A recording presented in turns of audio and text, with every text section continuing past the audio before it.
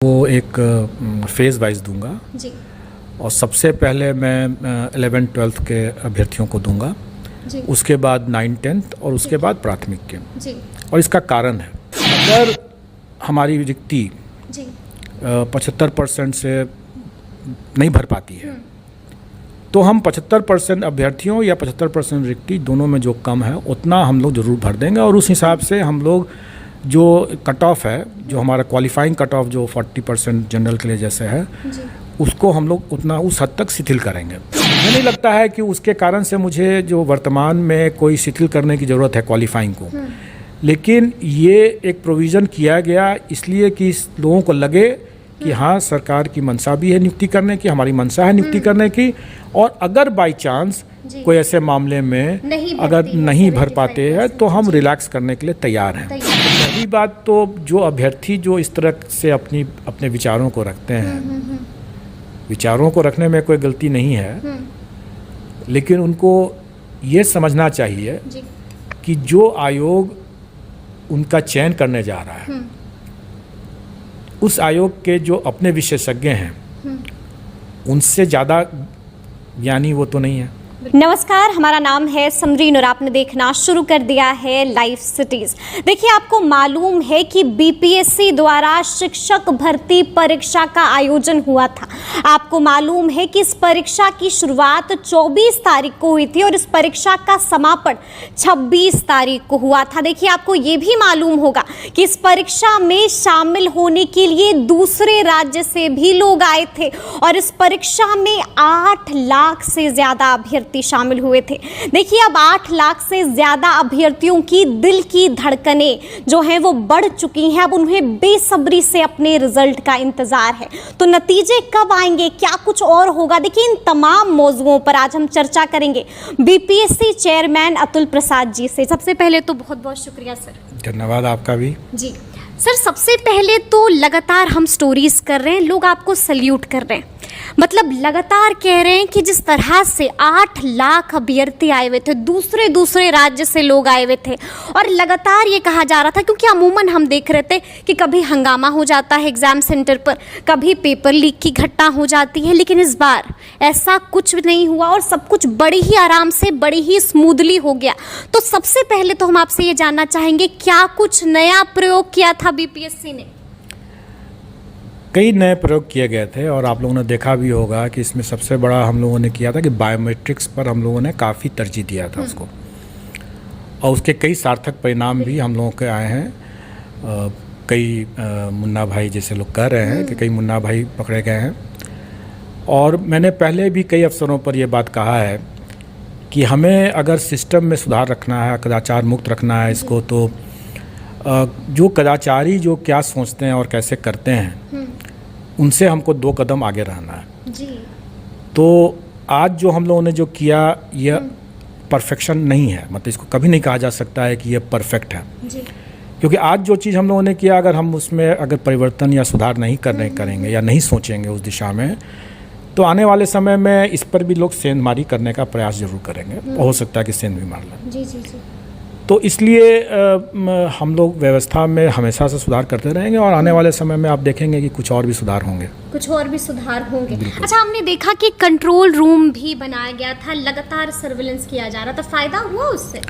बिल्कुल, कई फायदे हुए उसमें। आपने देखा होगा कि इसमें यहाँ से ही हम लोगों ने कई सेंटर्स पर जो भी थोड़ी बहुत कोई बातचीत कर रहा है एक दूसरे से, या कहीं पर कोई खड़ा को इधर उधर करने की कोशिश कर रहा है, तो यहीं से हम लोग इसको चिन्हित करके बता रहे थे और सेंटर्स के लोग एक्शन ले रहे थे। उसके साथ साथ हम लोगों ने ये भी था, सभी लोग कैमरे की नज़र में है, ये अपने आप में बहुत बड़ी बात थी, और सब लोग अपने सही तरीके से सब लोगों ने काम किया। और मैं इसमें एक मीडिया को भी और इसमें अभ्यर्थियों को भी, क्योंकि सबको जब ये पता चल गया कि इतनी मतलब कैमरा के दायरे में सब कोई सब हैं, तो किसी ने भी ज़्यादा प्रयास नहीं किया। कुछ ऐसे लोग थे जो इसके बावजूद दुस्साहस किए तो पकड़े भी गए। जी, हमने देखा। मतलब अब आप लोग, मुन्ना भाई जो लोग हैं, जो वो सोचते हैं, उनसे एक कदम आगे ही सोच रहे हैं। हमें सोचना पड़ता है और ये हमारा काम भी है। अगर नहीं सोचेंगे तो हम भी बेवकूफ़ बन जाएंगे। बिल्कुल बिल्कुल। बिल्कुल। अच्छा सर, अब सवाल उठ रहा है क्योंकि लगातार 8 लाख अभ्यर्थियों ने एग्ज़ाम दिया है, तो सबकी जो दिल की धड़कनें हैं वो बढ़ गई हैं और उनके बीच अब घमासान भी चल रहा है रिजल्ट को लेकर। तो हम ये आपसे जानना चाहेंगे कि नतीजे कब तक आ सकते हैं? देखिए, मैंने पहले भी बताया है कि मैं नतीजों को एक फेज़ वाइज दूंगा जी और सबसे पहले मैं 11th-12th के अभ्यर्थियों को दूंगा, जी उसके बाद 9th-10th और उसके बाद प्राथमिक के। जी और इसका कारण है, इस सीक्वेंसिंग का कारण ये है कि आपने देखा होगा कि हम लोगों ने जो आवेदन आमंत्रित किया था उसमें हम लोगों ने स्पष्ट किया हुआ था कि जिसको भी एक नौकरी मिल जाएगी उसका वही नौकरी हम उसको देंगे, दूसरी नौकरी नहीं देंगे। ठीक है। क्योंकि हो सकता है कि किसी ने तीनों के लिए अप्लाई किया हो, तीनों के लिए योग्य हो बिल्कुल, और जी। तीनों उसमें उसके मेरिट लिस्ट में आ रहा हो, जी तो स्वाभाविक है कि वो एक ही नौकरी कर पाएगा। और ये आवेदन में हम लोगों ने स्पष्ट कर दिया था कि हम एक ही नौकरी देंगे और जो मिल जाएगा उसी को देंगे। और इसका क्रम जो हमारा है वो सबसे पहले हम उसको 11th-12th के लिए देखेंगे ठीक है। और इसीलिए सबसे पहले हम उसी का रिजल्ट निकालेंगे। तो जो इसमें जिसका चयन हो जाएगा उनको फिर हम 9th-10th में कंसिडर नहीं करेंगे। अच्छा, और इसी कारण से हम इस तरह से फेजिंग कर रहे हैं कि पहले हम 11th-12th का तो निकालेंगे। 11th-12th के नतीजे कब तक? एक टेंटेटिव अगर तारीख आप बता सकें। देखिए, मुझे जहाँ तक लगता है कि 11th-12th एंड 9th-10th जी। दोनों ही लगभग आगे पीछे 15 के आसपास 15 के आसपास सितंबर के आसपास पूरी हम लोग- उम्मीद है कि हाँ, उम्मीद है। जी आ सकते हैं।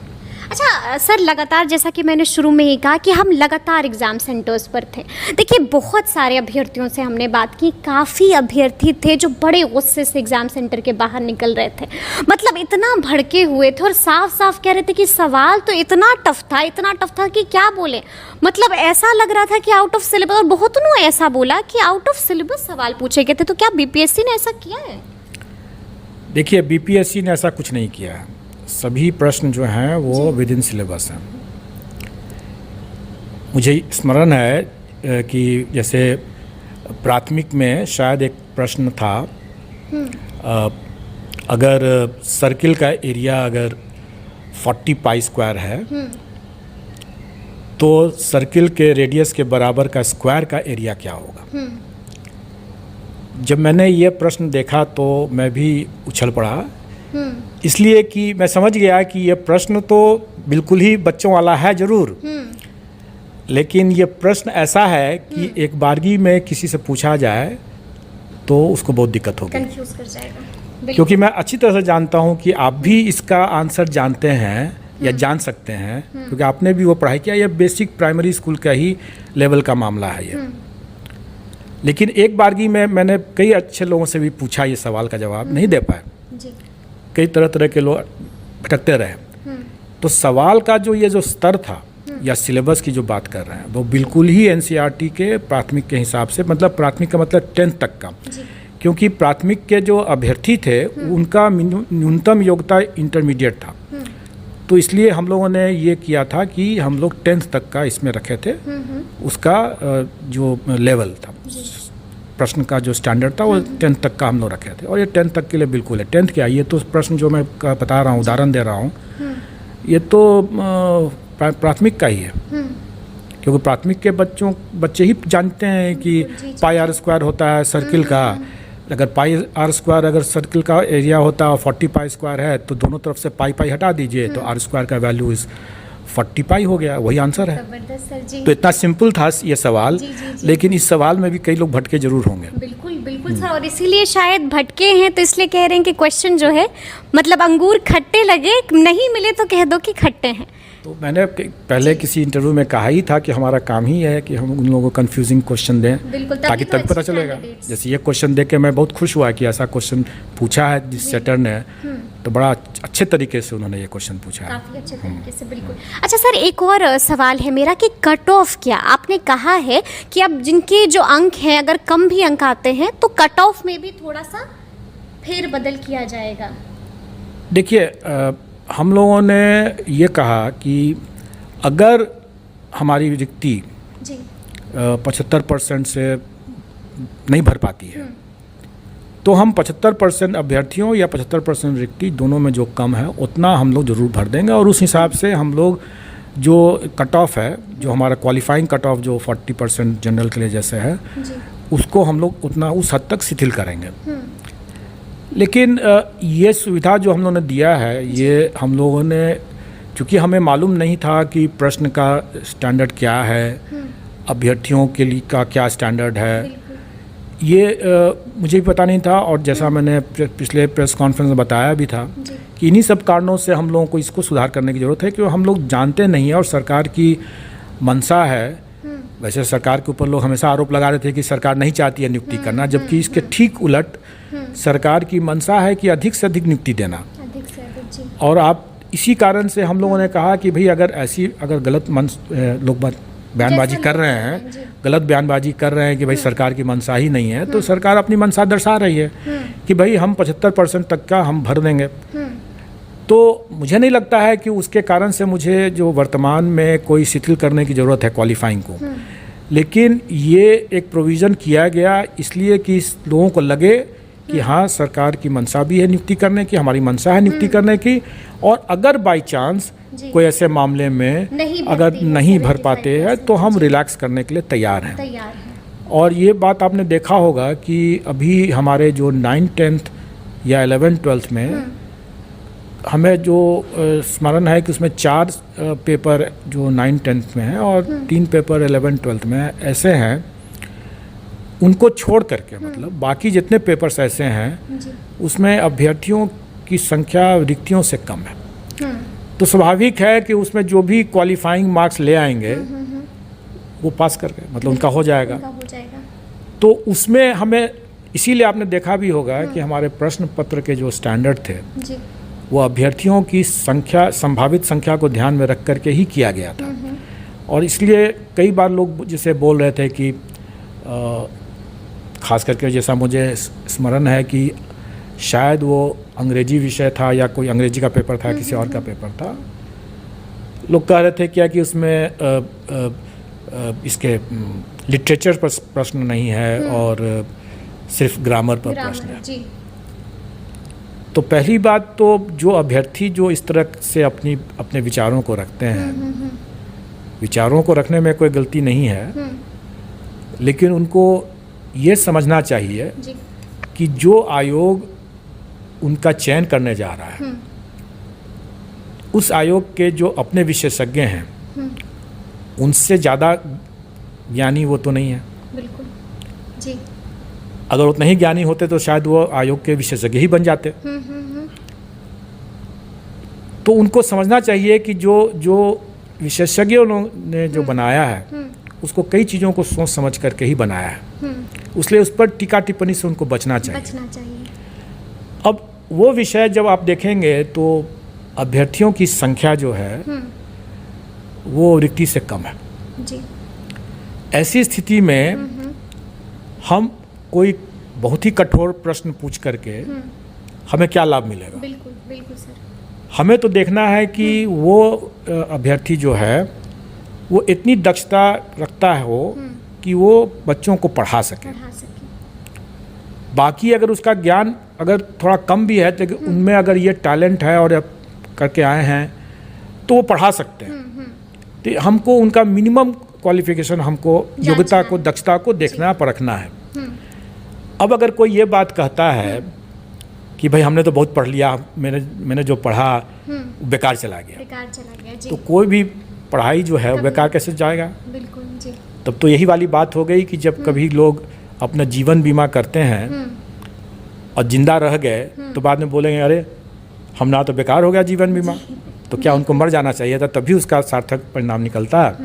तो कुछ हद तक यही बात है कि अगर कोई पढ़ाई कर लिया, नेचुरली आप ज़्यादा पढ़ेंगे, और इसी कारण से हम लोगों ने कभी भी उसका ब्रेकअप नहीं बताया कि हम किस विषय में कितना हम प्रश्न पूछेंगे, और कभी नहीं बताते हैं, बताना चाहिए भी नहीं। हम क्यों बताएं कि आपसे हम सिर्फ 5 क्वेश्चन इसका पूछेंगे, 10 क्वेश्चन उसका पूछेंगे, ऐसा कोई फिक्स्ड है भी नहीं। जी। आपको पूरा पढ़ना है, हम कहीं से भी 5 क्वेश्चन पूछ लेंगे। बिल्कुल, और नॉलेज कभी ज़ाया नहीं जाएगी। बिल्कुल, और आपको तो पढ़ाना है। बिल्कुल, आप तो सरकारी पदाधिकारी के जैसा नहीं है कि आपने जो पढ़ा उसका उपयोग कम आएगा। आपने तो जो पढ़ा उसको डेली आपका उपयोग है। अब तो दूसरे ही दिन आप जब पढ़ाने जब जाएंगे तो अपने बच्चों को कैसे पढ़ाएंगे? सही बात। इसलिए ज्ञान कभी बेकार नहीं जाएगा, मेहनत कभी बेकार नहीं जाता है, और इसलिए कोई इस तरह के गलत टिप्पणी करने से उनको बचना चाहिए। सर अब तो डॉक्यूमेंट वेरिफिकेशन भी स्टार्ट होने वाली है सितंबर में। बिल्कुल, जी। हमारा डॉक्यूमेंट वेरिफिकेशन होने जा रहा है और हम 4 तारीख से हम लोग करने जाएंगे। और आपने देखा होगा इसके हमारे आयोग के वेबसाइट पर भी आ चुका है। जी। 1 तारीख से हम उनका दिव्यांगता सर्टिफिकेट का मतलब कि जांच के लिए हम लोग मेडिकल बोर्ड भी जो है वो भी बैठेगी। अच्छा, वो गृह जिला में ही होगा। जी जी जी। अच्छा सर, 1-2 और डाउट्स हैं जो झटपट आपसे क्लियर करना चाहते हैं कि बहुत सारे बायोमेट्रिक में इश्यूज थे, जिसकी वजह से हमने देखा कि कई बार वहाँ पर लोग बोल भी रहे थे, ये बार बार कह रहे थे कि हम बायोमेट्रिक में जो है दिक्कत था, अब हम क्या कर सकते हैं। तो वैसे लोगों को देखिए, बायोमेट्रिक एक बोलचाल की भाषा बन गई है, लेकिन एक्चुअली वो बायोमेट्रिक में प्रॉब्लम नहीं था। वो प्रॉब्लम था एडमिट कार्ड के QR कोड के स्कैनिंग में। और QR कोड का जो स्कैनिंग जो हो रहा था, उस कई कारणों से वो स्कैनिंग फेल कर रहा था। उसमें एक कारण ये भी हो सकता है कि अभ्यर्थी ने जो प्रिंट आउट लिया वो QR कोड उसका ठीक से आया नहीं।